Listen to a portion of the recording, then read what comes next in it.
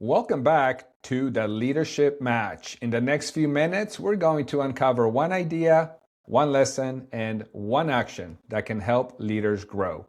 Real conversations, practical insight, and action you can use. Today, I'm joined by Neal Goyal.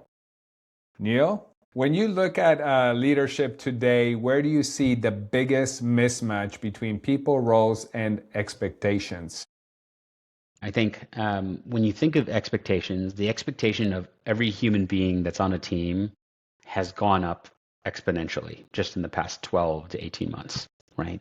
So the junior marketing manager is being asked to do the work of two. The average seller or closer or account executive is being asked to carry a higher number or higher quota. Um, each individual leader or manager of a team is being asked to manage more people as opposed to have another director or leader support them. So like at every single part of the organization, everyone is being asked to do more. And in that process, the question is like, okay, how do you effectively manage and lead through all of this change? Through this shift that's taking place where everyone's being asked to do more. Ultimately, it comes down to what can you do to best understand your team, and what can you do to demonstrate patience in a world where patience doesn't exist, right? The answer is always now. When do you need this? Now. When does this outcome have to happen? Now. When are things changing? Now. When is our competitor coming? Now, right? So we have become so programmed to have less patience over time. But at the same time, the pace of change that's happening around us is happening so quickly. So the key is like, who are the leaders that can demonstrate the patience to continue to invest in their team, to show that they care, to show that they're willing to wait for the outcome if the right actions are taken, and ultimately what are we doing to actually invest in each individual team member to make them feel valued despite everything else around them telling them otherwise. What behavior separates leaders who create momentum from the ones who slow teams down? Yeah, that's a great question because it goes back to several years ago when I was transitioning from an individual seller myself and moving into leadership. And I found that as I was a new leader, I was my own bottleneck, right? Like I often took the mentality, yes, I can do, I can achieve, I can make this outcome happen. And that was the mindset of an IC. Like very successful ICs have that mindset, but I needed to divorce myself from that mindset, right? So at the end of the day, that was like a real like moment where I had to like look in the mirror. I think one of the things that leaders need to do, and what I continue to do, is truly maintain a level of humility in the form of self-reflection. Self-reflection, I think, ultimately requires every single person looking in the mirror and seeing what are the flaws, what are the areas in my life, in my strategy, in my ability to coach, ability to lead a team, leading to an outcome.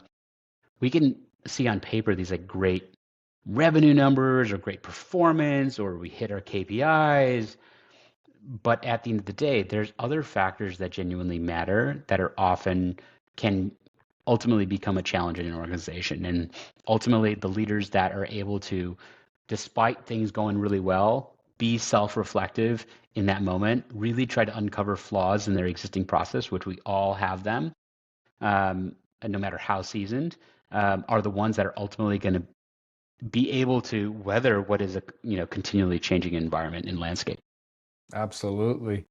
So this might be close to the last answer, but maybe it isn't. What is a mistake or hard lesson that made you a better leader?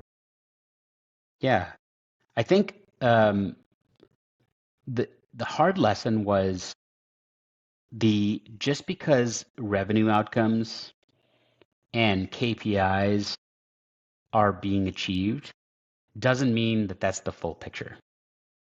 It doesn't mean that that's the only thing that matters. And I myself am a very outcome-driven individual, and I have uh, uh, had a tendency in the past to hyper focus just on those outcomes and not take in the full picture. Like call it like almost like a tunnel vision, right? And tunnel vision on an outcome, those are things that have negatively impacted me in the past, but at the same time, the awareness that that is an internal flaw is equally what combats that too. Got it.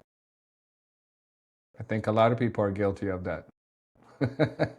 When people look back at your leadership, what do you hope they say you helped create? I look, every single person I've worked with, I hope to equip them with everything they can to go anywhere they want in their career. I want to make them so successful, so confident that they can literally raise their hand and go anywhere they want.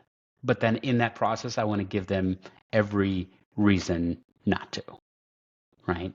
And so in that philosophy, I think one very key example is that it's no secret that I'm like super obsessed and fixated on the impact that LinkedIn can have on someone's career.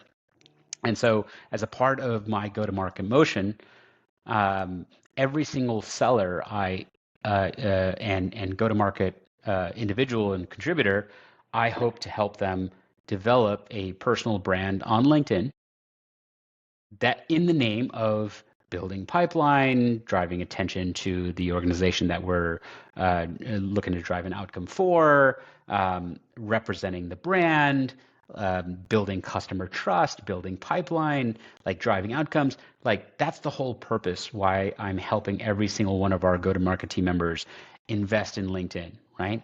At the same time, what are we also doing in that process is that we're investing in their own individual personal brand.